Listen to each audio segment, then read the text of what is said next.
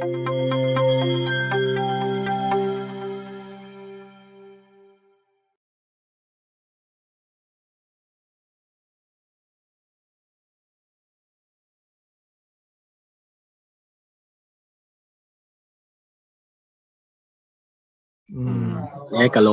ale ke po kalome Ufedrek ti irong bol na hianin tuna hian irong bol na hian min la chelve sham sham ani ani na taka chung ka soitlang lo nga a then chuan all sam deuin pathian ten hu thin ta keima bi ka chuan tuna hianin agnostic te hi ka on rum thin ani atheism te chu tiang rel ru chu ka puta a chan chu thoma ang deuh kha kani na chen hi omin ka sia ka khoi phot lo chuan ti ang mi ve te hui kani na chen hi om ta ni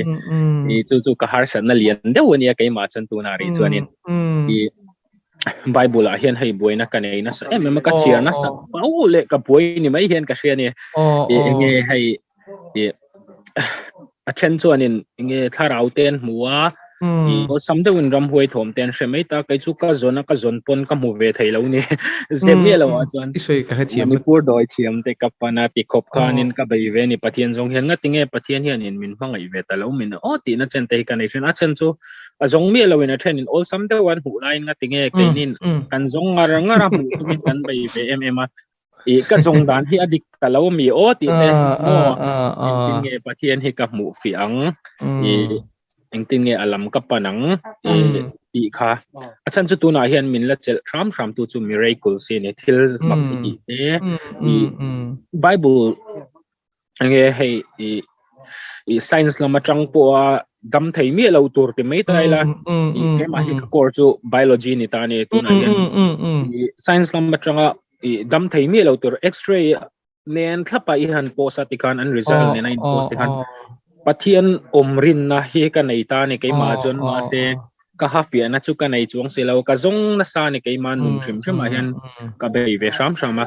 chu tiang chu engtin nge pathian hi heng aya hnai hian in ka nei le zualang ti te chon tuna bible a boina ka nei te i ka hriat fi thiam lo thil te hi engtin nge ka hriat fi anga tun ai hian ma ka sonang ti hi ka hriat chiang duwa chu ka hriat chiang du pakhat chu ni se zona po tam takalan na ya i ke ma num shim shima te po ka ha chuan nga tinge ke ni hai ngai tu taila no pang ni ti din hai no pang poi soi lo hian boral ang ni ta ni Africa rama ai tur nei lo te cham te tla ti khanen an boral no pang poi soi su ti line kai ke ni ti pathian po shet em lo va po em lo mi sual lu tuk te hi hisel takin kan la dam si ni i atinge pathian hian amang ai ve ta lo min le ate ke ni yang mi sual lu tuk te po te kan dam sen lul la ya ka tiang poi soi lo te khan nun nan chana an life purpose tak ngel po sha thiam lawa te ko velan chu asan ti te hian min tin na train ani chu pathian lo de la ti ka sha thiam lo po thrin ta ni chu kan na hian ka zon ni phot ro se ale i nangma kha karon relate thei lu tuk che a chan chu na rongbol tu kani ma hin tu na ithil struggle lang chi kha kat lo be ve na sa to thina ka soi he foem ka khelo kha chi lo mai the tun hai jong ka soi tam to lo mo ke experience ka soi tam du lo chan min experience ven tu mang ti ka lawa ke ma ni si lo wang hang ke ma na ran thleng lo wan boing ti ka lau thi but ase nang ma he jon share poi lo in ka ria a chien hi ka zong thi ni ke po mo tuan zan ria ram lu no ta ka nom thin lai nang ram hun veng lai ai nom boka kan lu poi nang le kan veng poi nai le kan veng thin po kha tu sa pa republic kanom to zing kar dar ni te hian ka thoba ka chung ka khelo te hian wal pa hol phei ve la te sami zodin phei ve la te chon ka kala pathian hi ka au thin ani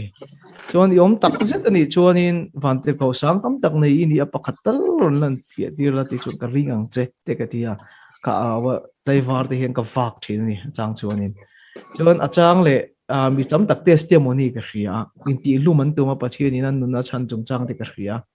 chuan in ke hi kala aw na tok lo ni hi ka tia kham panga te ka ding ka kor ka phela ka luma achangi in venga ramhun sport complex fila step noi kor lian dewa te hang kamu mo chuan hi ka kor ka hlipa ke kor ka hlipa ke kor te nen kamu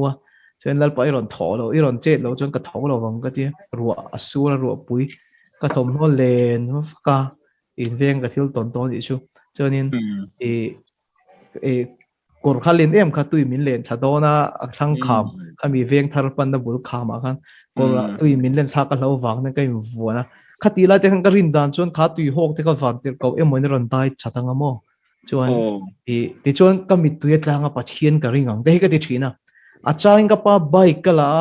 chuanin khama ka tlan liam don dal pa ti chon ti tem pathian ka awa ni ma sera ka soi fek siang long chema in vi te ka tuma isoyang le ka soi du lem lo thil takanu na hian pathian hi chin chiana emo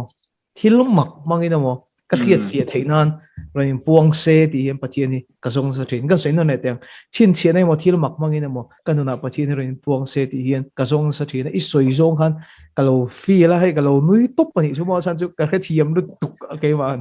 chuan hang ka zong thina ni ma sela annuwa ka in riat via le ta ka chui hi nia akong ni lo ka lo zong ti ka hreta ni chuma tuna hian min hu i du ta chal tlang ve ngai mo ke min zong vak vak la thakhat po min zong la min hu lo hang kan om tat lo zar ko ta min zong la min hu lo chu wan chu min hui du chuan kan ve nga kan in konga iron kal chu min hu do ni chuma chu wan chu pathian ka lo zon na ka akong ni lo ka lo zong ani ti kai mu chuk ta ni chu a har chho tan dang kan sei ni chu ai dang ma chu na in dot ve khen no mai the ti chon khoi ange pathian chu a om ti kai ma hian ka boi pui ta ti chuan a ti chu hana bung khat thui min chho za len ta ni a ti rin thum thu chu pathian he nom thu chu pathian ani thu chu pathian ani chu wang chuan pathian chu a thu a om chu wang chuan akong chu mo sia khiat ti ti ka hria chu wang chuan akong a ka zong do ni chuan a thu a ka zong ang ka ni ta ni akong a ka zong do ni chuan a thu a ka zong ang bazar phei vela sun ka zong to lawang ramun veng lai kor pa khata ka zong to lawang zum huna ka zong lawang ipat me china huna ka zong lawang chu wang chuan pathian hi zo pa si ka po soi kha tik le thiang ni akong a izon ngat ngat chu na tia akong a hin zon ka thang ta ni chu pathian ya thu a hin zon ka thang ta ni chu mo ti chuan ka thei ang khan china pon ka testimony Joseph ti khan miron soi pui to na sale zori pathian thu a hian a om ama om ani ti ka zonga chuan thil tam tak kan zuk mu fia ta ka chu ni china iron seng deuh khan kanuna ka ma mo pathian thu lo om hian kanuna hianin pathian ren rol ti ka hria thiam masa chuan adot le chuan min chho za ren tu deuh chu danglam deuh hi ne Daniel bu min zirmi takin ding ka hria engte kuma ji ange lo en la ka soi su ka lawa chuan mathaya edi som thum borvela ji ani ka ringa chuan mathaya bu chuan johana bu hi edi engti ka ji ange neng edi som nga som ruk vela ji ani ka ring Daniel bu mathaya bu in muhman mi lo johana bu in muhman mi lo te howina thil pakhatan ziak thin hi makkati ni chu mo chu athua ka zuk mu fia ta ni chu ai pon lama tang kan hu fia lo chung kan hu kha ti chuan Daniel bu ke ena mathai bu ne lo in zom chia chia thupon bu ne in zoma hun bi nang mi lo mi hring nang mi lo na thil pakhatan ziak ke inspiration pe tu hi tharau pakhatani ti ka zuk mu thiam ta ni chu mo ti chuan thil mi hring ji ani theilo ti hi ka zuk man thiam ta chulai kan swetel du chu Bible khan isu khan bu chi tekin thu mathai bung som pathuma soi te khan isu thu soi khan kha thiam lo ni nang le ke yang ina tira kan thi thiam lo bokin kan kha thiam lo ni chuanin amai ro chu an thi thiam to lo nu khan zirtir ta pon an khelo mi pui pon an kha thiam lo ba ni ma sel mi pui trin vet to nu azir tir te ka hrin fi thin ta ni chuma chu chun kan na khoi le ta ni apani na chun ke hi ral khatin pathian thu hi ani le ni lo zuk fi ka tuma pathian ram thuru khi ka khetlat do chu wan chon zirtir te chu tu te nge ni mi pui ne ngen danglam na mi pui chu an nun ngai ki le turin isua an bel vet ki rein kho vet thin mi ke dang kal vet thin ang yang chu nun ngai ki reng chung sin kan tam le tu e ma se zirtir te chu an nun zong zong kal sen isuan zuya an ne na pathian thuru khri fi ni chu wan chon he thu a thirin zom om si mi khing zi the lo ka khet thi a ai thu ka khet ka du chu wan chon kan nun zong zong kal sanin isu nung hi ka zu yang ka ti ta chuan chu tia iskon hena kanun ka submit chuan pona tia Bible ke na ka hu mai lo hi thalau thilim tar mit ka ti mai thina so hian athuruk tam takin min khil fi thin ta ni chu chu mi tam tak ni la puna luang choka atop nan kan soi du chu mathai bung som pani chang som thum parit chu kha kha idu le lo chin chela kata khan nang ma le ke mang chi hin farisai le khajiek tu te bokan lo nia le khajiek tu mi in zirmi mi thil chi mi te pon ni ve ve kan ni garing iso bula khan chin chin na le thil makan zong ani chu mo chuan ma se iso khan tina changa chin chen na le thil mak an zonga ni ma se la zol nei zona pui ko chunga ni thum le zan thum o mang khan ke po hi ka omang chu aya thil mak chu pek tu chuang ka nei lo ti hin a chang ta he thui mak em thina ti chuan kan nun na hin ka tong fia ta ni chu mo ram nun no ta kan nom lai khan in leng hi ka nei chan to a pathian thu lam panga hian ka pen ton ho ka kain tai har chho ni pe po ti chuan zan khat chu kan in leng ta ji ga hin tu ber ke kan toilet mang ka khelo ba komo da lei thak tu chi lo lei thalo ni chu mo lo lei thalo wa chuan in zana bible ka chiar hi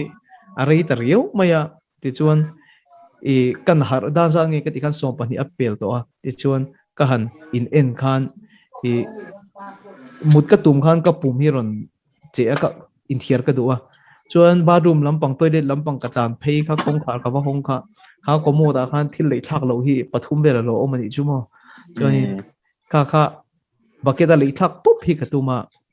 amai ro chu ka zuk en chien khan sazu hi lo tang ani chuan ka khong ei tat te ka sazu kha chuan ka kudalak chu ka tuma ka ten deuh box si chai che chu ka tuma ka che hlum ka la box si ka boi ya chuan chumi nuwa chuan ka nu polythene da na polythene ka wala ti chuan polythene chana han kala chuak ta ni chu ek kara khan chuan kan kom chaka ka tan chho sazu kha ka chhuat ta chuan kan le lampang chu ka thin lung an thil fi hi ka nei ta ni chu mo ron fi me hi kha sazu ka hmangai ka ti ve kha ek kara tang kha chan chuak turin ka kut long pon ka zen du lawa sazuwa vek zu changin sajukar ve la te khan ka zulim ve du ngem ka zu in hai chuak pui ve ka du lawang ek kara khan polythene chana ka la chuak du chawani chu tiang chia chon kha sazu tan mai kan voini hen ram lu le fediga nun hi atenom zoka bol lo zok nang podi zeb lo ke pon gen zeb kan nun bol lo zi re te nom zi ka ria makkat me ju sazu kha ka kut pon ka zen du lawa sazu ji nga phai jang ka ju chang du lo ma se zo nei zo na ha pui ko chunga ni thum le jan thum om ka thil mak ber ri tiang khan pathian hi bi hinga ron changa kan nuna ron tel ve du hi mak ta ti ta hi chuma chu aya thil mak pathian mi hinga aron chang tu ka thil mak hi khovela ka heta lo ni i kha che ve ram lu pathian me wa thil siam aron chang du laptop siam tu na ka laptop hi Lenovo ni Lenovo siam tu company hi na siam tu pa Lenovo chang du lo wang chuan hemi ka no siam tu hen ka no wa chang du lo wang chu wang chuan pathian a thil siam aron chang du hi amak ani hei ai thil mak hi ka heta lo ni ti chuan kan nun na hian Isu Christai ka pom ta chu ka pom nu a chuan thil ro pule in thup ni sina miron soi puya po kha ka mu chho ta ni chu mo ke chuan ka mu chho ta i khe thiamang karing chu wan chu atira akong ni lo ka lo zonga akong kan zong thiam nu a chuan chu akong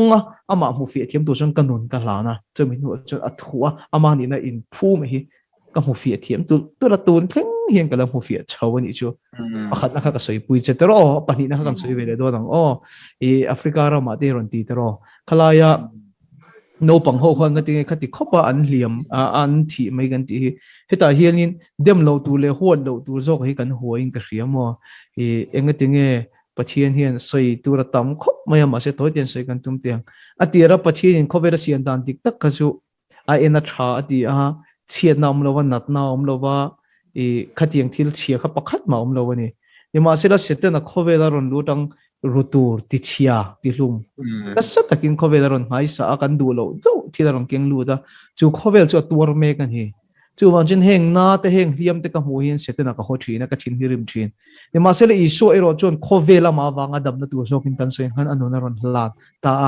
ni ma se le heng ho na te ti dam tur te an yang ni tur hian voine hian thiam lo ta le zanina in pol khom na hun kan bo se ring tu te thiam lo ni mi pakhatin zo na min zo ta ni ei mani lo vai pa hiam pastor pakhat zo ta enga tinge Isu Krista hi ti za thi an khelo hi an la si ti hi zo ta Isu khal dem lek leka ma se chu ta achana chu Isu chuan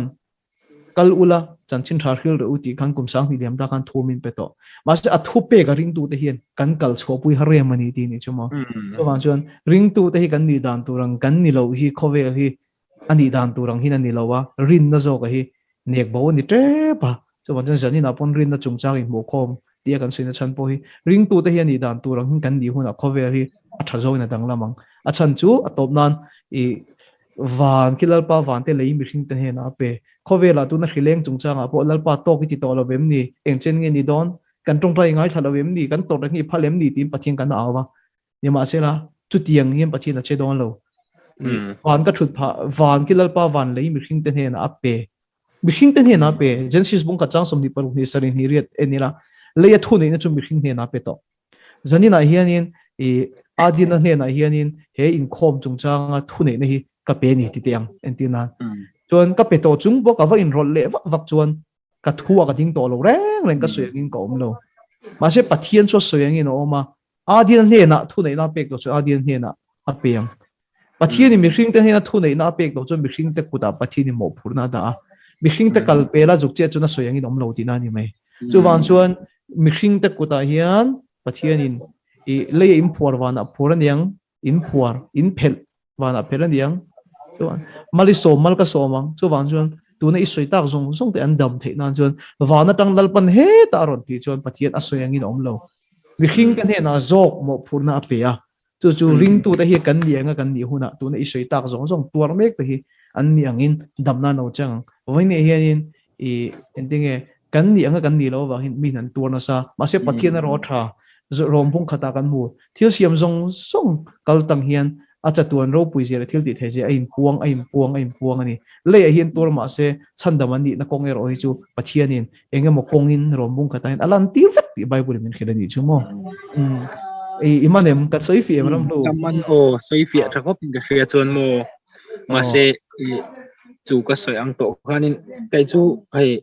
izona pakhat ka zona pakhat na ka chu fi tha ko kai ma hian hai chiang ani chu mo pahi na lai khanin boina kalan nei ta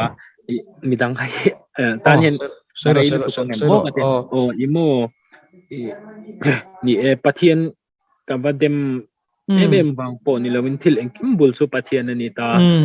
i pathian chu tha thei lom hlang angin kan ngai ta ni pathian chu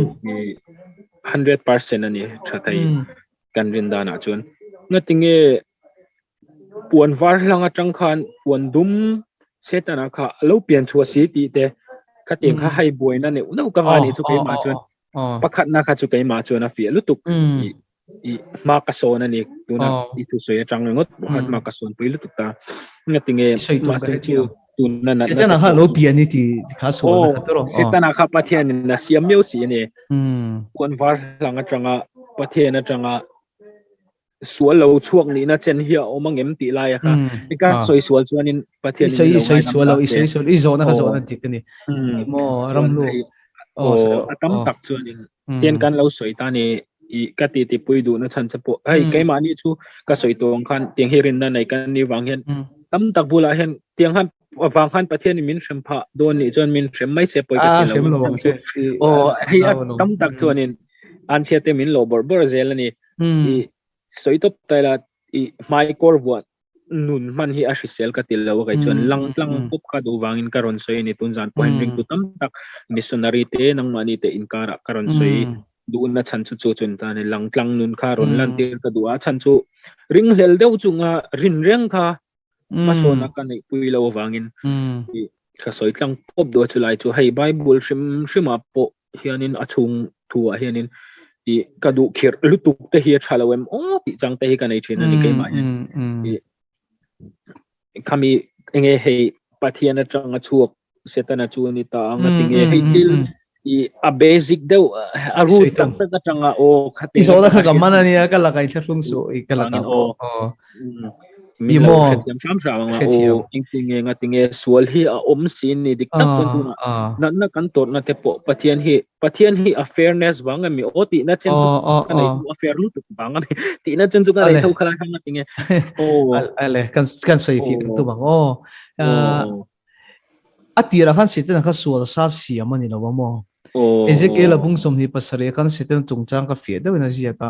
avan tir ko chung nung ani chuan amoi ani lung lup pakwat sei ani thu te mei vam zinga po moi zia te soita chuan sual sa siam ani lova avan tir ko ro puya siam lung pakwa chei mei vam zinga po moi ani khatinga pathian siam khania ni ma sela pathian zero pui me ju du thanna min pe ni du thanna hi min pe lo sel tu robot ang ji kan niang atan hin kan lu don lo ngai zong ka ne ya ka ngai zong chu mel tha maya tangwal tam tak pun an ngai zonga ke mai ka mel tha ber lo ka ngai zon om ber lo ka ho sa ber lo ke mai mel tha le ho sa in an ngai zonga sa tu ni ma sela midang thang thei ani ren chunga min than na kha kata na lu ani chu mo chu pathian po hi mai mangai na ni ya bible ka boa chu wan chuanin ama hi robot angami a en kol ni lovin program ang to pakal ni lovin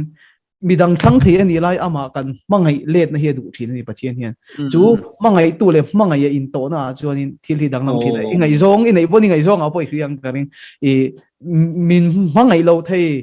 nang mai mel tha po ron chai lai po nang ma than thei na chekha a mel tha tu la du tu phei san lu fi wang mo tu ta chuan pathian le setan han fairness na ha pathian khana hum him zel ti na ang chuanin 50 chance nei ti na ang deuh chuanin setana khan pathian rong abol reng thei ni rinom takin ni ma sela setana kha pathian la ka rinom lo thei boka chu voin thing nang ma le ke ma po hi kan ni ni ma sela setana chuan pathian la ka rinom ai khan ama ka enjoy sa na du'a pathian challenge ka du'a wang khan ama du than na ngei impon war ka pon du main siam ta ni chu pathian impon du ma siam ni rawin mo ma se chu entik lai pon vana van te ko te le mi hring de hian pathian thang lo thei kan ni reng lai ama kan than na hi pathian putan po kan hlut na niang che khan program ang ni se a hlumi lawang mo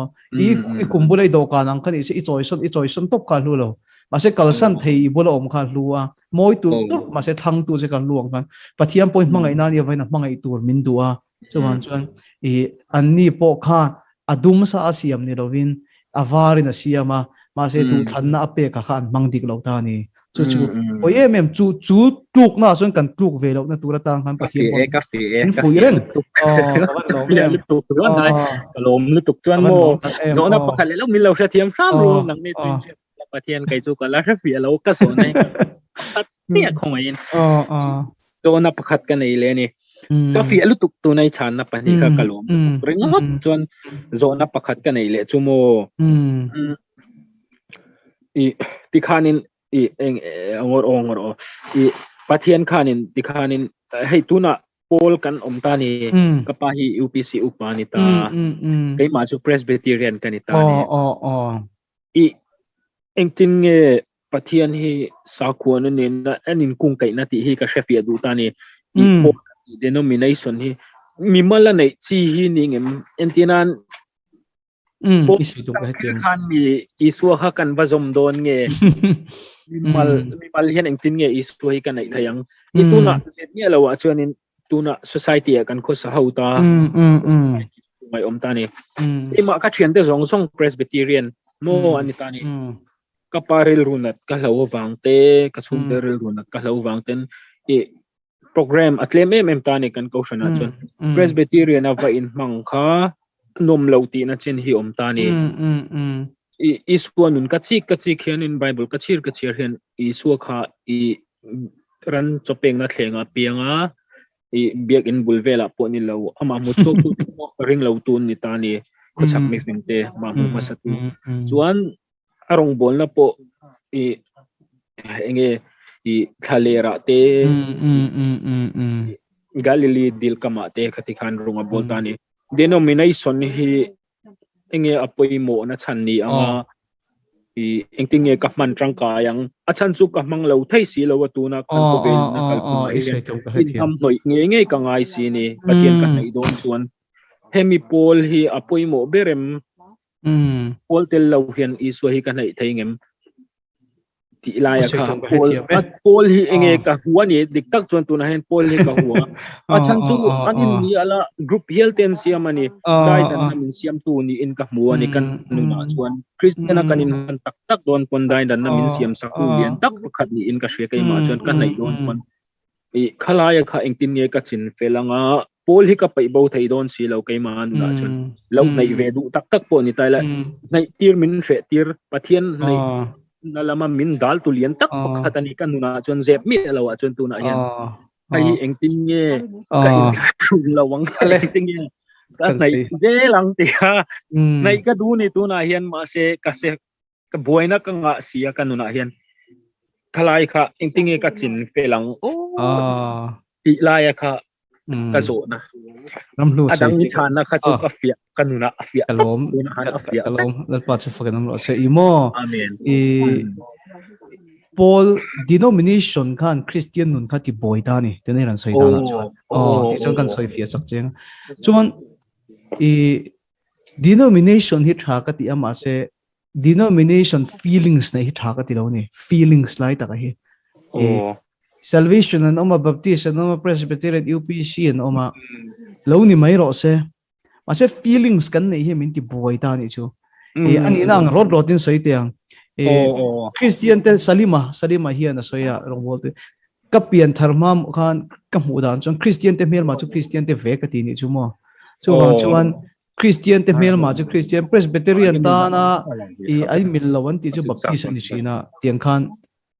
an soi fie tum dan chu hi ni Baptist ai mo Pres ai mo UPC ai mo lampang ai ma chung ko khan tiom je dik ta ka chu khovel la ka ta a ko khan te soina ni ta ni se kan le tiang khovel la ka ta a ko khan te kha ko khan te chu ta ni chuan chu khovel la ka ta a ko khan te kal khom chu ko khan ho ti ni ta ko khan ho ni ta ama ero chu denomination om thin na chan chu om zia chuan mihing ril ruin ang lova mihing zi nang lova antinan mai football khel reng ta po striker atlan don oma defender khel don oma midfielder tuna euron ya mangila tan du chin oma ni so tiang che chuan ring tua point zai nang lo tak tak kan oma tharau lampang thil lo man oma chu Pentecostal church an oma chuanin outreach lampang athanem ngai an oma army in the salvation an om mai nga chuan administration lampang le na fel fai ta ka rin na kal pui don oma chu Presbyterian khom pui ko khana ngam mai nga chu wang chuan all hian ring tu ta hi min thren rang tu ne lova min thiet tu ne lova all chu om ro se Baptist om ro se UPC om ro se Presbyterian om ro se kan zemil zeling kan omang malaya ang de ole ka le in thuam du khon khan ta kala kal pui du tat tha ti nom chu Roman Catholic al lut mayang chu wang chuan mani zemila kan omang pola hi chuan ti ke chuan mo chu wang chuan Presbyterian hi chuan dik ta ka soi chuan thei top in rong kan bol amai salvation yang in outreach kan ngai poi mo do Presbyterian chuan thei top in rong kan bol thalau thilem po kan do ma se Pentecostal church so ina thalau thianim an in honang gen hong chuang no chu wang chuan kha tiang zel khan mani ril ruina atin zon na hin om ta mai tai la denomination chu tha feeling sa thalo ni ka ti ta ka kha chu wang chuan in khang thil te kha chu inun ti boy tir lo la na berzo ka chu wang chuan I chandam ni na tura tang khan pola hin om ke ranga em ti isoi na ka pola I om chu tha ka ti a achan chu ring tu te hi pathian in ma ni chawa kal tu he min ti lu tu lawa pathian tu hi azaw ru tu ka zanina rungop mon kan soi dun na kan hlok na ichanga ka changa ni kai pon tu wang chuan fellowship pui tur hi kan mamoa chu in fellowship kho tur chuan pathian hian pola min da thin in ti chak ton tur in ti shot ton tur hian pola pathian chu da thin ei chu mo chulai chun mo ye a thalu tu kai chan na kha ma se la du khop lo na lai kan nei ne ase reality tak taka thil tak taka chon a har san e dik tak soi chon thil har san tu kan ni tani soi kha entinan tu na hian kapal nu le pa khatikhan ko chandang ani ta ke ma ko chandang ka thian te po Presbyterian ni tani ai va in hang ve don tala kan mishinga emotion hi da mo hi har ka ti thina ni ke ma chon mishinga betani nang hian va in hang ve don tak in thashun na chen hi om thina ni an lam ruya hay tel ve chang na thin lung po lo nei thin tai la keima emotion hian min drive na sa ve thin ani chu kha engtin nge ka da bawang is I hay da bo ve ka har ve lu tu kan I chu engtin nge khalai kha ka fai tanga kan he thayang ti lai kha ka shele du em ta ni imo I entil na achang chuan kan ko khan nge ya te po ni anga I an ni lo zonga thlir tu chun ei tu ka mu lo ti chang om the ama e ro chu ka zon tlat chuan ka mu thei ti ka ria min thil thaber ra chunga thleng se a chilai zon chun huang thil cheber nia angai po achunga lo thleng se a thalai zon chun huang chu wang chu poli thak dang lam don lo ni ram hlin ti pong mai ma se nang ma zo ka kha I thil thlir ra ni thak theya nang ma zo kha in thak thei ni chu bo chu wang chu I thil cheber ron thlenga pon min lom na tur anu le pa bo ra la po lom na tur a zon du chun anam huang ma se thil thaber ni min an khita don pon vuina tur na mu chun anam mu thawang chu wang chun khowe la kan ti danglam lo tur thil a oma dikta ka se chun ko khan ho poi kan dik lo feelings kan na kan dik lo e thei to pin rong pol tu te pon non ti danglam kan tu mang ma se tu na dim huna chun kan la thak danglam thei lo ni pon nang ma zo ka Halloween thak ro nang ma zo ka Halloween thak dang lam phot ro chuan I nang ma ni loin ati boy a je chuan nang ma zo ka Halloween khoi tir lo la nang ma zo ka Halloween thak dang lam ma so ti khan kan sei tu ni ke po chu tiang in thak lo ni tai la ke cho po ni lo mi tam tak hian kan ko khan ai ka mu lo chu ti ka mu lo tin an zong mayang ma se kan in thak dang lam thin in thil chia le thil traffic ni lo po hian thil tha kan huwa I disadvantage advantage kan va zong zok thina chu tiang ni lo chung khove la hing ko khana cho po ni roin nun ngai nom lo ani chu mo ni khathia wang tero ram lo kalom lu tuk ringot o me buai na tam tak ching fel kan ni ala ni na em o pa chu fucking lo se kalom me